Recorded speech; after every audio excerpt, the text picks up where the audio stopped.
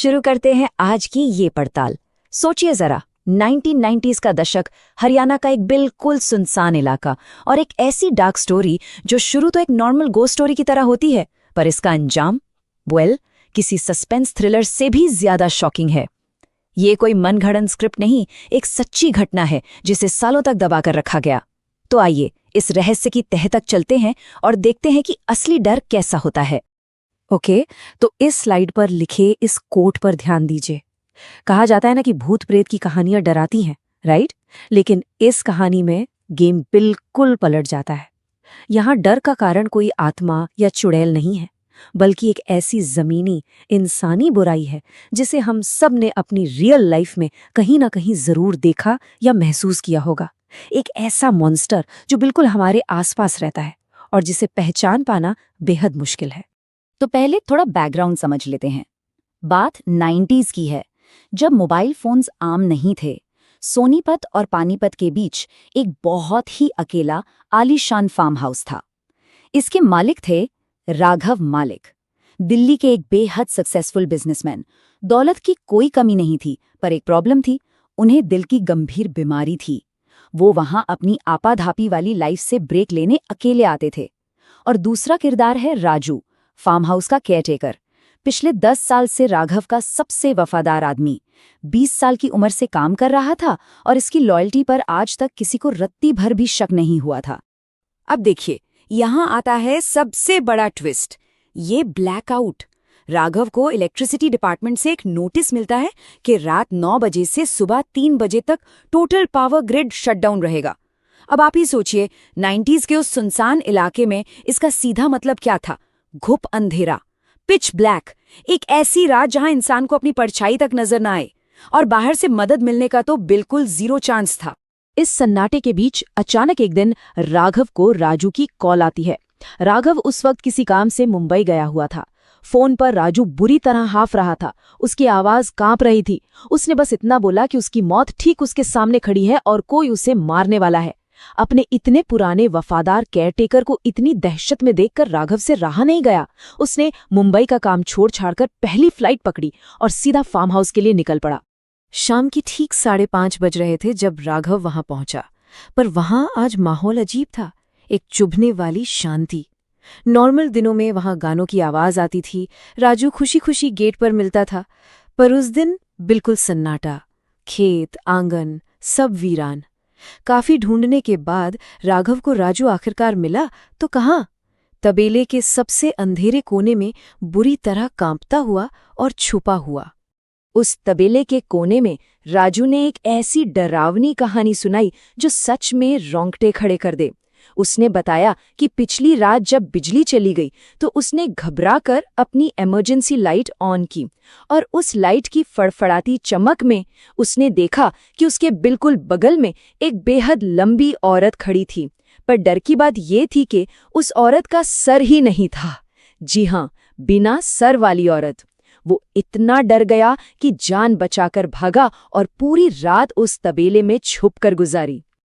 अब राघव ठहरा एक प्रैक्टिकल आदमी। भूत प्रेत पर तो वो विश्वास करता नहीं था। उसने इस सब को राजू का वहम कहकर टाल दिया और अकेले घर के अंदर सोने चला गया। पर स्थिति तब बिगड़ गई जब ठीक रात 9 बजे बिजली गुल, घुप अंधेरा छा गया और अचानक अंधेरे में अनजान हंसी और कांच टूटने की खौफनाक आवाजें आने लगी। राघव डर कर बाहर आया, पर एक और मुसीबत। उसे याद आया कि गाड़ी की चाबी तो अंदर बेडरूम में ही छूट गई है।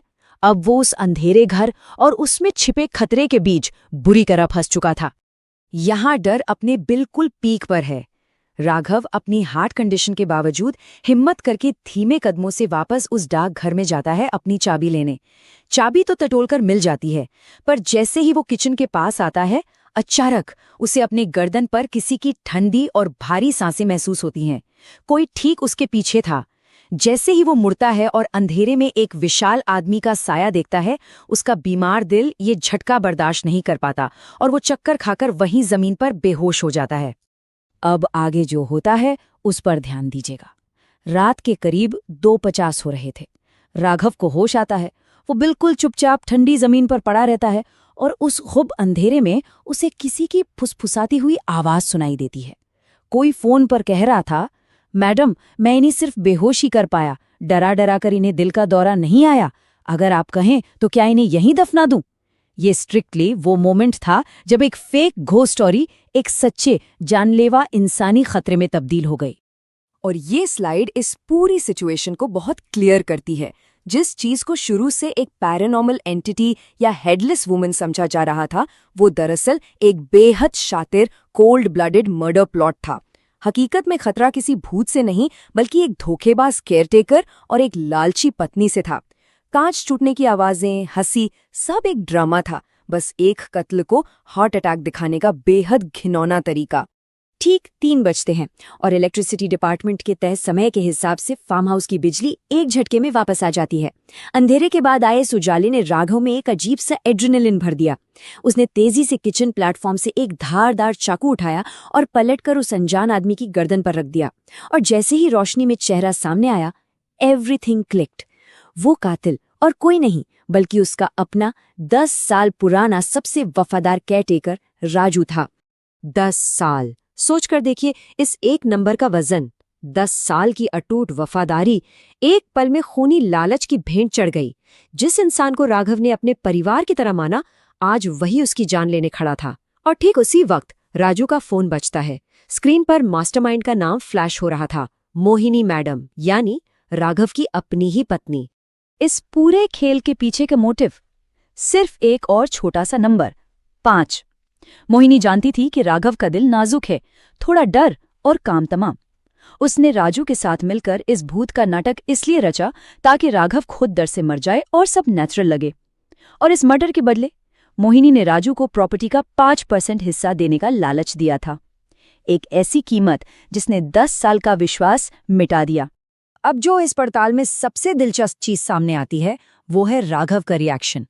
इस कोर्ट के हिसाब से प्यादा रानी के हुक्म पर चलता है, पर शतरंज तब तक चलती है जब तक राजा खड़ा है।